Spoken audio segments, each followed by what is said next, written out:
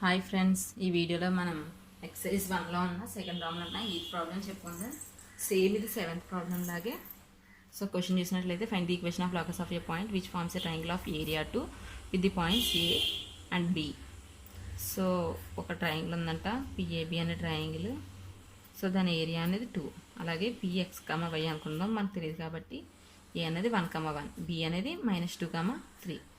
So దీని యొక్క area అనేది 2 అన్నాడు. సో మనందరికీ ఏరియా ఆఫ్ ట్రయాంగిల్ ఫార్ములా తెలుసు కదా. So area of triangle formula ఇది. నేను దీని x1y1, దీని x2y2, దీని x3y3 అంటున్నాను. దాని ప్రకారం సబ్స్టిట్యూట్ చేస్తే మనకు ఎలా వచ్చింది చూడండి. ఇది x1 అంటే x, y2 అంటే 1, 1 - 3. అలాగే x2 అంటే 1 × y3 - y1 అంటే 3 - y ప్లస్ x3 అంటే -2, y1 అంటే y మైనస్ y2 అంటే 1. సో ఇప్పుడు దీన్ని ఇంకా సింప్లిఫై చేసినట్లయితే సో చూడండి ఎలా వచ్చింది. 1 - 3 అంటే -2. So -2 × x -2x 1 × 3 3 1 - 1 × -y -2y -× plus కాబట్టి +2 ఎలా వచ్చింది.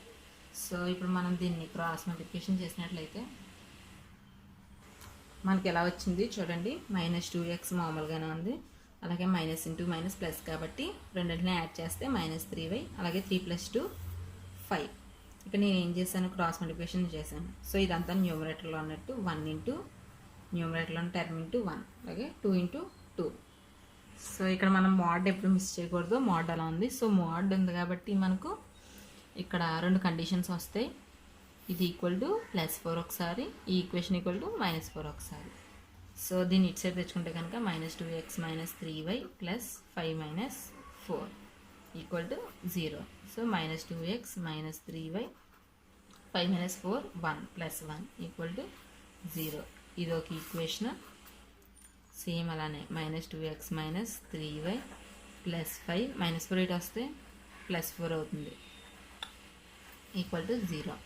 సో మనకు -2x - 3y 5 + 4 9 = 0.